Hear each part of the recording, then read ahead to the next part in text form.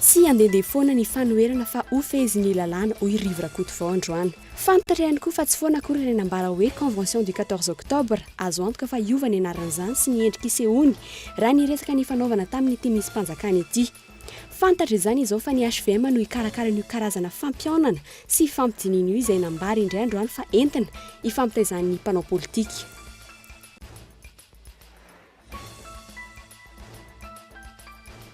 Mpitsabo vaofana miisa valo no efa voana hiatrika ny tsimokaretina Ebola eto amintsika izay hita amin'ny Institut Pasteur. Teratany Malagasy avy any Liberia ihany hatreto no efa nanaovana fitiliana fa mbola tsy nisy ny soritra-retina. Etsy ankilany, taoriany test natao voaporofo fa tsy voan'ny Ebola ilay teratany Amerikana avy atsy Afrika nambara fa voan'ny Ebola ary tsaboina amin'ny hôpitaly lehibe iray ao Frantsa amin'izao fotoana izao. Raha epafolo ny herinaratra tokony hivoaka amin'ny foibe mpamokarana herinaratra sany vohitra tsirabe sisa ny vokatra amin'izao fotoana izao. Mbola hitoy araka izany ny delestazy eto an-drenivohitra fantatra androany fa handrotsaka ranon'orana artifisialy ny fanjakana.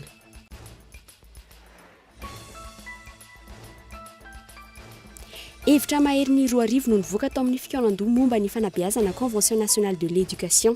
Tsy fantatra mazava hoe raha oviana no hivoaka ny fehi-kevitra avy amin'ny ministera ny fanabeazam-pirenena na ny loi d'orientation. Ny any fantatra dia ampiarina amin'ny taom-pianarana manaraka izay ho tapakeo ary tsy ny teny frantsay irery intsony ny teny enti-mampianatra.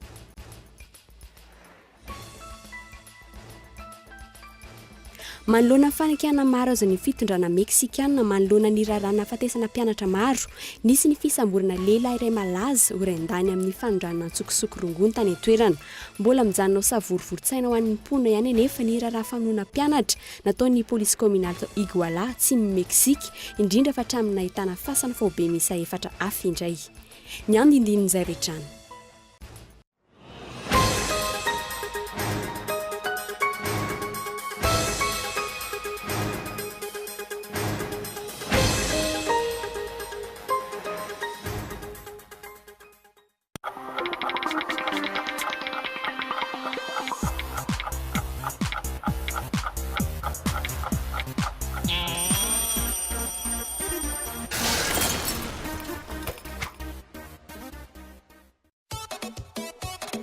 Zay tadiavinao, hitanao avokoa. Premier choix, première qualité, TV LED, marque originale, subwoofer, synthétiseur, lecteur, sonorisation. Hitanao any amin'ny magasin Baolay. Baolay ny tsara trano.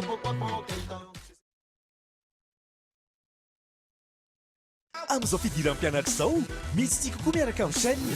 Ny 5 septambra hatramin'ny 4 oktobra, tonga vaingana makasolo kely amin'ny station Shell.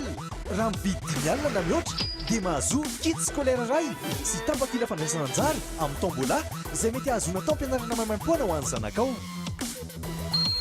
Isan'andro, mahazo tapakila andraisana anjara amin'ny tombola ahazona taom-pianarana maimaim-poana ho an'ny zanakao. Isaky ny asabotsy, mahery ny arivo ny kit scolaire ho zarainy.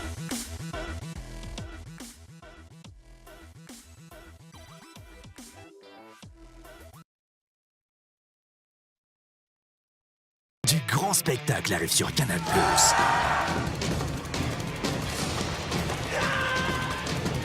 La voilà! De qui s'agit-il? Mais qu'est-ce qu'ils ont, Jerry? Qu'est-ce qui se passe?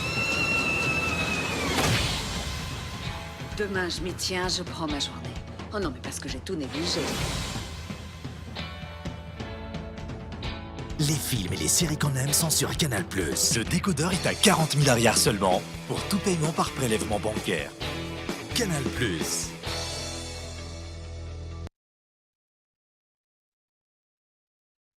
Sous le haut patronage de son Excellence, Monsieur le Premier ministre et chef du gouvernement, Monsieur Roger Cool, les 10 et 11 octobre 2014, à la Chambre de commerce et de l'industrie d'Antananarivo, le ministre de l'Emploi, de l'Enseignement technique et de la formation professionnelle, Monsieur Horace Cassian, vous invite à participer aux assises pour un meilleur développement des compétences dans le secteur TIC. Prenez part aux 2 jours de débat, discutons et échangeons entre pairs et experts.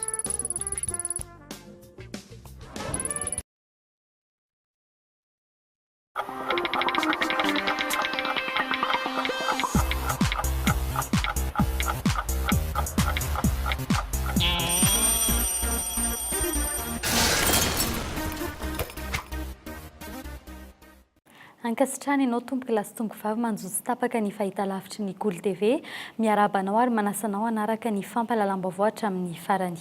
Eo amin'ny pejy politika avy hatrany mikoropaka mitady ny vahaolana rehetra anatsarana ny fitondrana ankehitriny ny HVM tsy handehandeha ny fanoherana fa ho fehezin'ny lalàna hoy Rivotra Kolotvao androany. Fantatra ihany koa fa tsy foana tsy akory ilay nambara teo aloha hoe convention du 14 octobre azo antoka fa iova ny anaran'izany sy ny endrika isehoany raha niresaka ny fanaovana tamin'ity minisym-panjakana ity androany. Fantatra izany zao fa ny HVM no ikarakara io karazana fampionana sy fifampidiniana io izay nambara indray izay fanambara teto amin'ny fampahalalam-baovao fanadina hoetiny izy Rakotondriny. Antoko tsy manana bazy ary tsy manana naolom-boafidina iray aza ny HVM. Izy ireo anefa no fantatra sy voapirofo ankehitriny fa ao ambadika ilay convention du 14 octobre tiana atao. Tsy foana indray araka izany io voalaza hoe convention du 14 octobre io raha ny fanazavan'ity tanana ankavanan'ny filoham-pirenena. Tsy horery ihany koa anefa no daty hanaovana ny dinika izay nokasaina atao fa mbola hitohy. Mety tsy hoe convention ihany koa no anarana iantsona azy. Fantatra teo aloha fa tetika anamafisana orona ny fanjakana sy hitadiavam-bahaolana momba ny tsy fahombiazan'ny fanjakana ankehitriny no nikasana hanaovana io fivoriana io. Nanamafy izany ny mpanao politika iray. Fa ny daty ny 14 octobre amiko daty masina. Misy père fondateur nagnanon'io, misy raiky amby zato reo tao amin'ny lycée Galini tamin'izay fotoana 101 personnes tao amin'ny lycée Galini tao nandany io daty ny 14 octobre fa hoe eto ny ovatsika ny proclamation ny république malagasy. Fallait pourquoi choisir la date du 14 satria tsy manana daty emblématique ireo anaovandreo azy. Ary ireo mihevitra zany fa hoe ny fandraisandreo an'ilay 14 octobre dia hoe midika fa hoe zany ny ahafahandreo aza ananandreo légitimité angamba. Tsy mitombona izany hoy kosa i Rivotra Kolotvao filoha nasionalin'ny HVM. Ho an'ny HVM izay karakara USQ, fifampidiniana samihafa lavitrezaka ary isan'ambaratonga no ho tanterahana fa tsy indray mandeha. Izay indrindra ilay lazaiko teo hoe izay ilay manahirana aloha amin'izao tao izao izay sarotra be satria raha vao miresaka an'izay ianao zavatra midiniana lavitrezaka be zany dia miverina amin'ilay akaiky kely hoe andao zany tonga dia ifanaraka dia anao somi dia mba zaiko io zany mba ao anatiny. Ny hevitra lehibe ao anatin'ilay izy tsy izay ilay izy fa anantsika ary taniko mihitsy ary mpanao gazety mba hilatsaka anatin'izany. Tsy nareo malalany amin'ny fiarahamonina iny hoy ninakainy mahatonga ny olona manaratsy manarabo ny olona mpanao politika fa maninona akainy olona mpanao politika. Olona takan'ny ahoana ary avy amin'ny HVM no ifandahatra amin'ny mpanao politika rehetra amin'izany dinika izany. Inona indray no anarana iantsona ny fivoriana izay ketrehin'ny antoko ity Atsoatsy? Rahovina no anaovana izany. Ny fantatra aloha dia ny HVM no ikarakara azy. Vola avy aiza no ampiasaina sy ny sisa. Momba ny fironan'ny ankolafy ravalomanana momba ny fanoherana kosa tsy ho baranahany izany hoy ny HVM. Zay moa zany mbola ataoko hoe refy politika eto amintsika rehefa mieritreritra fa anatin'io sehatra anankiray io no ahafahako mametraka ny tombontsoa ny parti na ny tombontsoa manokana ho an'ny olona dia miaraka. Fa raha misy ny tsy fitovizan-kevitra amin'iny dia ny voalohany tonga hoe za tsy araka, tsy miady hevitra fa za tsy miaraka. Zay ny lazaiko teo hoe zany ilay arenina. Fa io kosa tsy hoe ho baranahy fa misy fefy tsy azo araka ihany koa satria fanjakana tan-dalàna ny tsakantsika. Sady miresaka amin'ny mahampitondra fanjakana azy no miresaka amin'ny mahafilohan'ny HVM azy ny minisym-panjakana Rivotra Kolotvao teto. Raha ity fanazavana ity no tapaka tao amin'ny hôtel Colbert omaly atoandro, mazava izany zao fa mahay volotratra ary manova stratégie ny HVM. Manoloana ireo kihana maro samihafa miantra amin'ny fitondrana ankehitriny. Tsy azo ialana ho an'ny tanjona amin'izay kosa nefa ny fanamafisana ny antokon'ny filoham-pirenena. Fa ny filoham-pirenena ihany no manome baiko amin'izay tokony halan'ny minisitra iray na tsy hoy ny minisitra Roland Ravatomanga androany izay nanipika ny mahambola filohan'ny mouvance Ravalomanana azy. Nambarany ihany koa fa isan'ny miady mafy ny iverenan'ny filoha teo aloha Marc Ravalomanana eto tandrazany izy saingy tsy hanaraka ny baiko avy etsy amin'ny Magro namory mpanao gazety ity minisitra ity androany nanazava ny fahitany ny raharaham-pirenena ka eto andre tsy lavo. Ny fanarana tamin'ny Ravalomanana ary nahazoana tsodrano ny nidirana ao minisitra hoe Roland Ravatomanga. Na dia efa nisy aza ny fivadian'ny Ravalomanana amin'ny fanoherana dia nilaza izy fa tsy hiala fa ampifanatona ny filoha Hery Rajaonarimampianina sy Marc Ravalomanana izay nitsodrano azy ho minisitra. Nanome tsodrano mazava ny filoha Ravalomanana midira letsy ainy lahy io matoky any lahy tsy amin'ny mampinamana antsika fa mampiara-miasa antsika mitsodrano an'la tanteraka. Zay ny nidirako tao amin'ny gouvernement. Tamin'izay andreva to filoha Marc Ravalomanana dia niteny manohana ny gouvernement. manohana ny fitondrana io amin'izao fotoana raha niemotra kely izy ataoko hoe niemotra kely adidiko amin'ny mahafolohan'ny délégation amin'ny mouvance adidiko amin'ny maha-ministra mampifanatona azy ndralahy manao sarinady ve ny mouvance Ravalomanana efa maro ny zavatra niova teto amin'ny firenena ka isan'izany ny fanambarana indro misesy tetsy amin'ny Macro fa tsy manohana ny fitondrana intsony ny Ravalomanana marika ka tsy misy fitsipika amin'ny fehitsony ve ny atoko tim fa samy manao zay saim-patany samy mamy ny toerana maha-ministra ka tsy misy dikany loatra intsony ny fitsipika ifampifehezany antoko mety ho baiko ihany koa ve ny mbola hijanonan'ity ministra ity ao anatin'ny gouvernemanta mba ahafahana manomana ny fifidianana sa ahoana tokony ametra-pialana afaka 10 andro ny ministra Roland Ravatomanga raha toka manaraka ny lojika ny ankolafo misy azy izay efa nanambara tamin'ny fomba ofisialy fa hanohitra ny fitondrana ankehitriny. Ny tiako tsy fantatrareo dia izao raha ny teny izy hoe tsy manohana ny otsony nisy ny teny ho ny teny amin'ny Macro hoe hiala hatramin'izao ady amin'ny teny aminareo mbola tsy nahita na député iray avao mouvance Ravalomanana azy ny teny hoe hiala tsy hanohana intsony any fitondrana ary manamafy fa za nisy mitaky ny iverenana eto na filoha marika erina jonary mampianina azy dia efa niteny henonareo retany rendanitra incontournable ny fiverenana eto Madagasikara hoy izy fiverenana filoha amin'ny Ravalomanana za koa dia manamafy an'izay ka inona ary no mbola hijanonana ao anatin'ny gouvernemanta rehefa tsy tanteraka izany ny filoham-pirenena izay nanatitra fa tsy lahara-pahamehana ny fidindra Ravalomanana marika porofohy ny fanjakana amin'ny zava-misy izany ankehitriny anahoana ny hevitry ny etsy amin'ny Macro amin'ity hevitry Roland Ravatomanga ity mazava aloha izao fa tsy ho tohiteny intsony ny filoha teo aloha marika Ravalomanana ary tsy manaraka zato isan-jato ny toromarika avy aminy ireo mpanao politika milaza fa manohana azy. Nisy ny fanazavana avy amin'ny gouvernemanta momba n'ireo olana samihafa mampikaikaiky an'imponina ankehitriny androtsaka orana artifisialy ny fitondram-panjakana manoloana ny tsy fahampindrano izay mahatonga ampahany amin'ny tsy fahampiany ny herinaratra efa miverina amin'ny lohan'ny tsikelikely ny fandriam-pahalemana ny atsimo ary vokatra amin'ny faran'ity volana ity ny tatitra momba ny zava-bitan'ny gouvernemanta tsirairay hoy ny ministra mpitondra teny gouvernemanta androany fanampanazavana. Andrasana fatratra ny fivoahan'ny tatitra momba ny asa vitan'ireo ministera tao anatin'ny ambolana voalohany ankehitriny ivoaka faran'ny volana izao zany hoy ny ministra Voanala Roy. En ce moment, en prospection des bilans pour tous les ministères actuellement pour qu'on puisse partager au niveau des ambassadeurs, au niveau de toutes les sociétés civiles, etc. Donc d'ici fin du mois, vous avez eu le bilan de chaque ministère. Rehefa ihany koa mpitondra tenin'ny gouvernemanta amin'ny farany vahaolana ho antsy fahampindrano ka mety hampirondraka ny delestazy atsoatsy. Manoloana ny olana izay hita fa miteraka tsy fahombiazana eny anivon'ny fiarahamonina satria dia misy fiantraikany tokoa ho an'ireo mpandraharaha isan-tsokajiny. Amin'izao fotoana izao moa dia ao anatin'ny faharitrany rano ihany koa isika dia nandray fanapa-kevitra ihany koa ny fitondram-panjakana izay avy amin'ny alalan'ny ministeran'ny fitanterana fa hanao an'ilay orana artifisialy amatsiana ny renirian-drano izay miaritra mampisy fiantraikany amin'ny tsy fananantsika herinaratra ireny.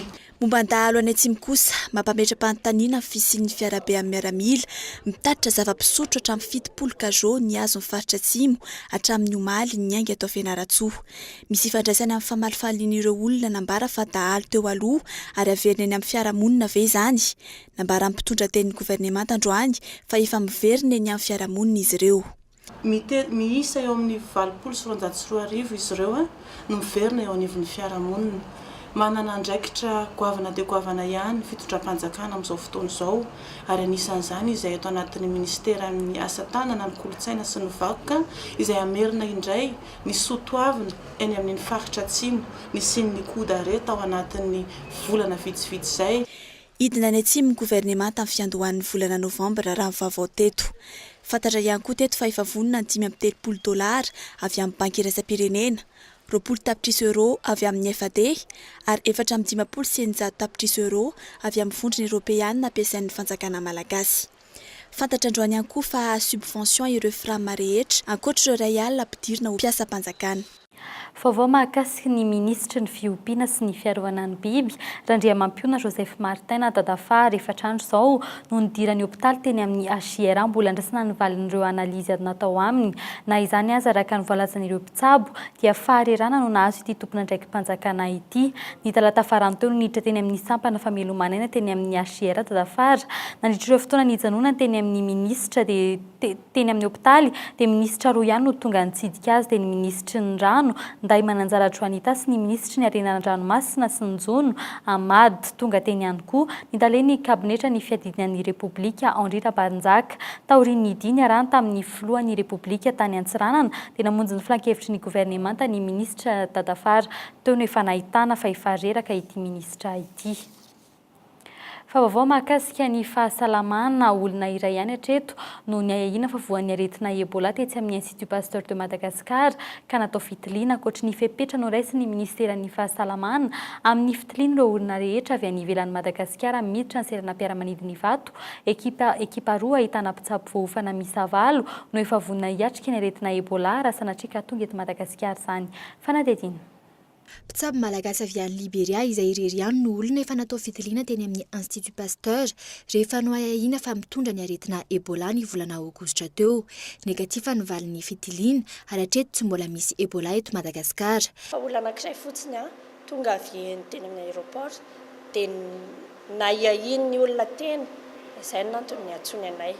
Fa hatreto olona iray zany tena hoe nataonay fitiliana.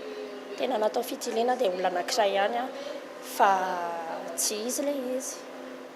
Raha ny eto amin'ny Institut Pasteur manokana efa vonina izy ireo hiatrika ny Ebola raha sanatria ka tonga eto amintsika izany.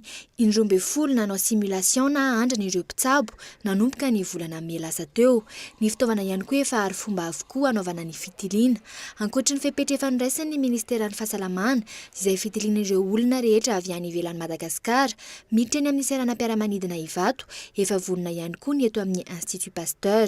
Ny infrastructure rehetrarehetra efa azo ampiasaina anaovana an'izay diagnostic izay. Faharoa misy atao hoe reactif manokana.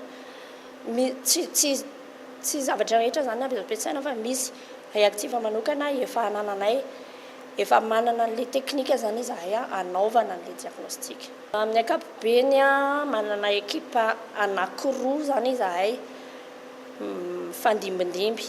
Ao anatin'ny ekipa anankiray misy mpitsabo anankiroa farafahakeliny izany hoe mpitsabo efatra zany. Dokotera ny ilazako azy anankiefatra zany no ny anankiray manao ny any amin'izay misy an'ilay olona manao ny terrain moa filazanay azy dia ny anankiray mandray anjara aty amin'ny laboratoire.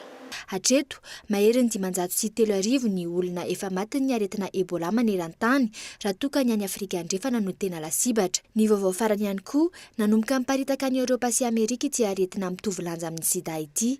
Arak'izany tsy azo mihavanana ny mety idiran'izany eto Madagasikara.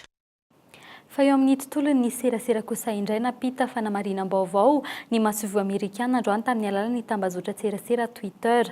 Naterany tamin'izany fa fitondrana teteza mita no namoaka ny taremarika hoe 220 no hainao manjerina katona fa tsy ny masovo no namorona izany. Ny ministra Reboza Cyril Kehitriny ary ve no tsy mahara-baovao sa tsy hita tany anatin'ny passation ny dossier momba izany.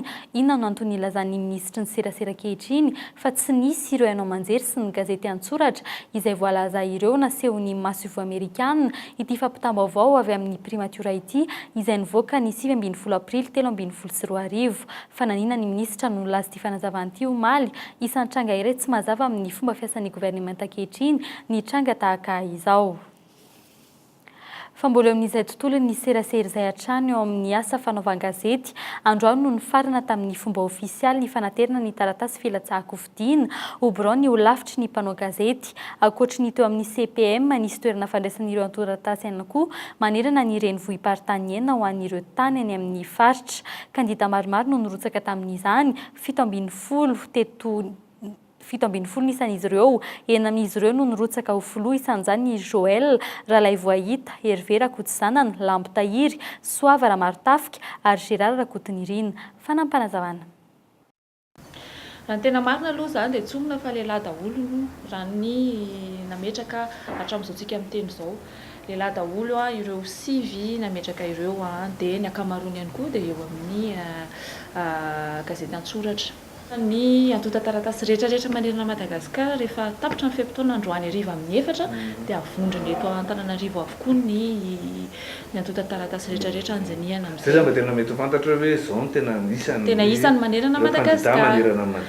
Fa ny afaka teneniko anareo dia izay voarainay eto Antananarivo aloha zany zao ny eto amin'ny centre de presse Antsakavia.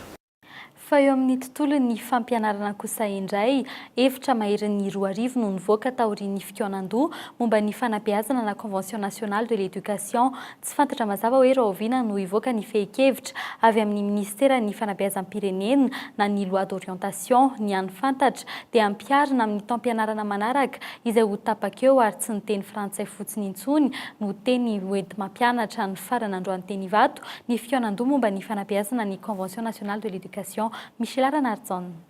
Samy namoaka fehi-keviny avokoa ireo vao miara-misa 5 nandray anjara tamin'ny fikoanan-doha momba fanabeazana na Convention nationale de l'éducation. Hevitra maherin'ny 2 arivo no nivoaka tamin'izany. Fehi-kevitra momba ny toerana ametrahana fanabeazana, ny kalitaon'ny fanabeazana mampiaty sy misokatra ho an'ny rehetra, ny fanjakana tsara tantana sy ny fanabeazana ary ny famerenan-kasina ny asan'ny mpanabe. Tsy fantatra mazava kosa hoe raha oviana no hivoaka ny fandravoana-kevitra ministera fanabeazam-pirenena taorian'io fikoanan-doha io. Ka ny loi d'orientation misy fehi-kevitra izy zany dia hoentina miaraka mifampidinika amin'ny teknisiana ao ministera amin'ny naovana loi d'orientation izay lalàna tsy hoe rapiditsika dia amoaka lalàna fa sahala amin'ny zavatra efa nomanina ilay izy tsisy zavatra nomanina mialoha fa dia hitanareo tsara fa eo ny heviny daholo na momba ny karama na momba ny fram ny heviny daholo ny olona rehetra dia ho alamintsika ilay izy misy ny foezaka azo atao misy ny tsy maintsy jerevana amin'ny fitondram-panjakana ny fehi-kevitra teo mifampidinika. Samy voaresaka tao anatin'ireo fehi-kevitra mivoaka avokoa ny etaentan'ireo mpandray anjara tamin'ity fikoanan-doha ity ka isan'izany ny fametrahana rafim-pampianarana mifanaraka amin'ny soatoavana malagasy. Tsy fantatra mazava hoe raha oviana no hamoaka fehin'ireo hevitra mivoaka androany ny ministera fanabeazana. Fantatra kosa fa tsy ny teny frantsay irery intsony no teny hoentina mampianatra eto Madagasikara. Ny fangatahan'ny olona zany dia tsy ho teny frantsay fotsiny irery ihany no teny eto mampianatra satria na mpampianatra antsika ary tsy mahafehy tsara ny teny frantsay izany tsy midika fa tsy hoentina mampianatra ny teny frantsay fa ny teny malagasy ny teny isa-paritra dia tokony hahazo tsara atao teny entina mampianatra fa ny teny vahiny na ny teny frantsay na ny teny anglisy dia tokony voafehy ny mpianatra. Samy hafa mantsy ny atao hoe teny entina mampianatra sy ny teny tokony voafehy ny mpianatra raha ny adihevitra rehetra niseho teo. Ny farany androany ny fikoanan-doha momba ny fanabeazana rehefa nanomboka ny alarobia lasa teo. Andrasana araka izany ny zava-baovao entiny amin'ny fampianarana eto Madagasikara. Famboly amin'izay tontolon'ny fampianaran'izay hatrany tablety miisa 50, serveur iray, écran géant iray no azon'ny sekoly fanabeazana fototra ilafy andafiavaratra. Vola mitetina 400 tapitrisa ariary no natokana hametrahana ny éducation numérique amin'ireo sekoly miisa 30 manerana ny Madagasikara. Tanjona ny anatsarana hatrany ny vokatra ny anivon'ny EPP, ny orinasa Microsoft no iantoka ny fanofanan'ireo mpampianatra amin'ny fampiasan'ireo teknôlôjia vaovao ireo. Fanadetiny. Mandroso ny teknôlôjia nomerika ary efa mampiasa tablety hatramin'ny ety amin'ny EPP. Tsy mpampianatra ihany no afaka mampiasa izany fa na ireo ankizy mpianatra ihany koa. Ny sekoly fanabeazana fototra eto ilafy andafiavaratra no voafidy homena ireto tablety ireto omaly hariva. Amin'ny tablety zany efa misy hoe par classe le izy. Ohatra classe de 10e, classe de 11e, 8e dia arakaraka iny zany jerevana an'izy ohatra matematika, amin'ny science naturelle, géographie, ohatra an'izay le izy. Resaka dictionnaire mijery zavatra maro izy misy teny tsy fantatra ohatra izay dia afaka mijery amin'ilay izy. Dia ny aty zany amin'ireto zao dia ny CM1 sy CM2 zany ny tena manual izy. Zany hoe ny tena 7e zany ny tena mampiasa an'ilay izy. Sekoly fanabeazana fototra miankina na tsy miankina amin'ny fanjakana miisa 30 manerana ny nosy no natao andrana amin'ny fampiasana fitaovana manaraka ny toetrandro ho an'ity taona ity. Sekoly 3 ho an'ny eto Antananarivo, any amin'ny faritra kosa ny 17 ambiny. Raha ny fanazavan'ny ministera amin'ny fampianarana, mpianatra 9 hetsy mahery no ahazo tombontsoa amin'ny teknôlôjia vaovao toy izao. ny resaka nouvelle technologie, ny resaka éducation numérique dia izany dia anisan'ny priorité ny ministère fabeazana amin'ity taona ity sy amin'ny taona manaraka. Ny bénéficiaire n'ity programme ity araka ny tenen'ny Andriamato ministre teo dia misy eo amin'ny 9120 enseignants, 493 chefs d'établissement dia 99 000 élèves. 5 taona ny faharetan'ny fifanarahanm-piaramiasa momba ny fampiasana ny teknôlôjia nomerika izao. Ny orinasa Microsoft no isahana ny famatsiana fitaovana anatanterahana izany sy ny fanofanana ireo mpampianatra hampiasa ireo fitaovana ireo. Donc cette convention est l'engagement de Microsoft pour Madagascar. Ity fifanarana ity dia fandraisana anjaran'ny Microsoft eto Madagasikara ho an'ny sekoly fanabeazana izay eo ambany fifehezan'ny ministeran'ny fampianarana. Sekoly maherin'ny 300 no mahazo tombotsoa amin'izany, mpampianatra 5,000 mahery ary mazava ho azy ireo mpianatra. Et bien sûr les élèves malagasy. Ao anatin'ny 5 taona, mpampianatra 505,000 no omena fampiofanana amin'ny fampiasana ny teknôlôjia nomerika. Ity farany izay tsy azo ialana intsony ao amin'ny sehatry ny fampianarana amin'izao taonjato faha 2020 izao raha nambaran'ny ministry ny fanabeazam-pirenena androany. Omaly ariva teny amin'ny CCI Vato no nanasoniavana ny fifanaraha-piaramiasa teo amin'ny Microsoft sy ny ministeran'ny fanabeazam-pirenena. Faraky ny efa narahinao tany anatin'ireo lohatenim-baovao, ahina mafy ny mbola hitohizan'ny fahatapahan-jiro sy ny mbola hiparitahan'izany manerana ny Madagasikara ho an'Antananarivo sy Antsirabe miarina rivo manokana mety hamafy ny délestage mahita faisana ny famokarana herinaratra ny jirama noho ny tsy fampin'ny rano Antsiazo-Paniry andekaleka mandraka sahany votry. Ny tsy fisiany tohadrano goavana hatramin'izay no olana fototra mahatonga izany fanatetiny. Raha epafolo ny herinaratra tokony hivoaka amin'ny foibe mpamokarana herinaratra sahany votra Antsirabe sisa no vokatra amin'izao fotoana izao. Raha toka 12 megawatt no tokony hovokarina lasa firay faingo 10 megawatt monja izany ankehitriny noho ny tsy fampiny rano. Tsy matosika ny turbine telo tokony hiodina ao intsony ny tosika ny rano. Raha toka 7 metatra toratelo isa-segondra ny fandehan'ny rano ahafahana manodina ny milina telo dia aotra faingo 9 metatra toratelo isa-segondra monja no rano misy amin'izao fotoana izao. Mbola mitohy araka izany ny délestage eto Andrenivohitra satria saika ireo tobi-pamatsiana herinaratra ireo avokoa no mamatsy any Antananarivo ankoatra ireo centrale thermique etsy Ambohimanambola. Misy ny délestage ho any Antananarivo mandrapatonga ny fiavian'ny orana voalohany zany ka amin'izao fotoana izao zany dia mahatratra eo amin'ny raha izao tsika miteny izao zany eo amin'ny 20 mégawatt hatrany amin'ny 28 mégawatt any zany no tsy fahampiany herinaratra eo amin'ny réseau interconnecté an'Antananarivo ka miteraka an'io fikortanan'ny famatsiana herinaratra io. Ta voalohany tonga dia avy eo izy dia tonga dia lasa dia andro voafarana any amin'ny centrale fa no le fisian'le problème nafasika dia tsy maintsy nitapahana le tuyau zany nanaovana nisy le anisy le désableur isambany izy. Ankoatra ny tsy fampiny rano manampitrotraka ihany koa ny fahasimban'ny fitaovana aingana loatra teraka ny fasika.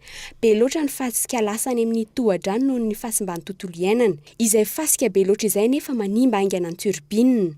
Ny fandripahana ala ataon'ny orinasa an-toerana sy ny doro-tanety no anton'izany fahasimban'ny tontolo iainana izany. Dia hitanareo le ary zany fa hoe misy tena hoe vy be misy le izy fa loko ohatrany hoe lohana tena lohana misy le izy fa jerena ary ambany ery. Itomby hatrany ity olana ity isa-taona, tsikaritra miaina isa-taona ny ahavon'ny rano farany ambany.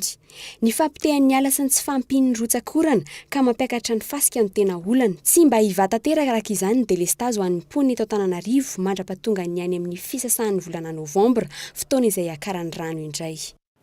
Lafim-baovao afateraka kosa indray voafonja miisa 520 avy amin'ireo fonja manerana ny Madagasikara no voaheloka ho faty araka ny totanisa avy amin'ny ministeran'ny fitsarana. Na mbola tafiditra anatin'ny sazy omena azy ny fanameloana ho faty fampidirana tranomaizina mandra-pahafaty no ampiarina azy eto Madagasikara.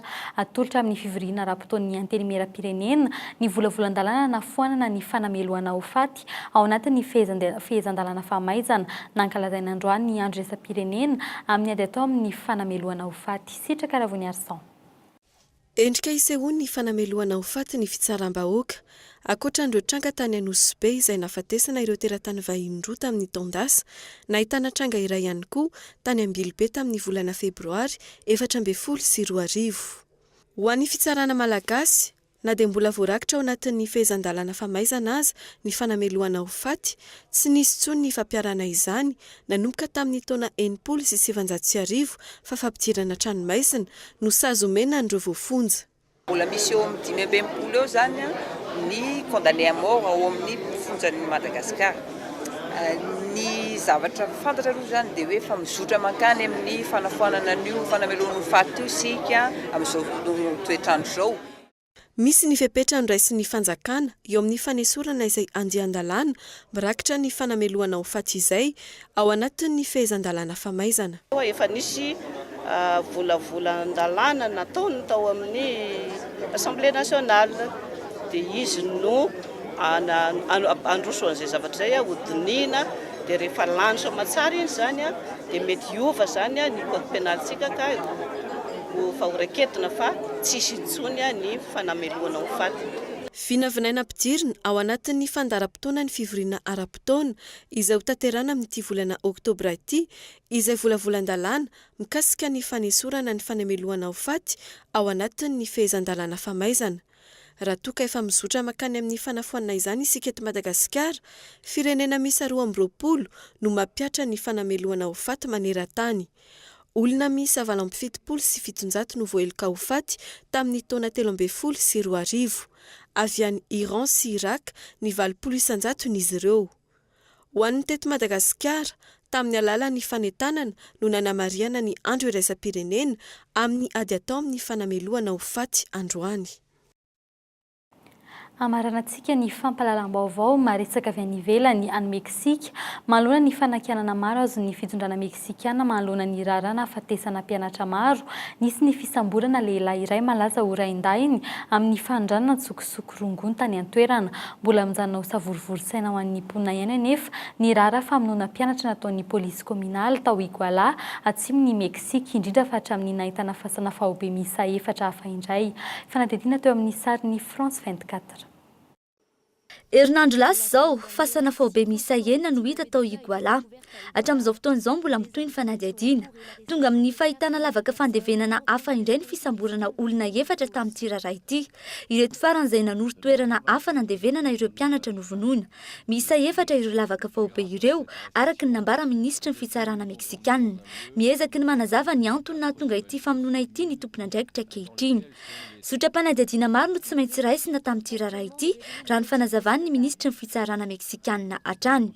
Isan'izany ny fitadiavana ny ben'ny tanàna sy ny vadiny miaraka amin'ny taleny fandriampahalemana munisipaly ao Iguala mba hahafahan'izy ireo mitondra fanazavana manoloana amin'ny fitsarana mahakasika ity raharaha ity raha ny nambarany hatrany.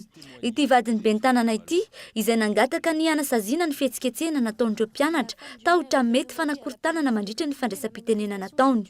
Taoriany ity fanambarana ity ihany koa dia laza ministry fitsarana Meksikana fa voasambotra ny lehilahy iray raindahiny amin'ny fanondranana tsokosoko rongony. Maro ny milaza fa fandrimpandritsaina avy amin'ny gouvernemanta izao anaritsaroana nandraraha momba ireo mpianatra novonoina ireo. Raha ampitso amin'ny iray ora ny fotoanantsika manaraka ao anatin'ny journal de l'économie, azadiny kosa nefa ny manaraka ny fampalam-baovao amin'ny teny frantsay amin'ny 7 ora latsaka faefany. Veloma tompoko.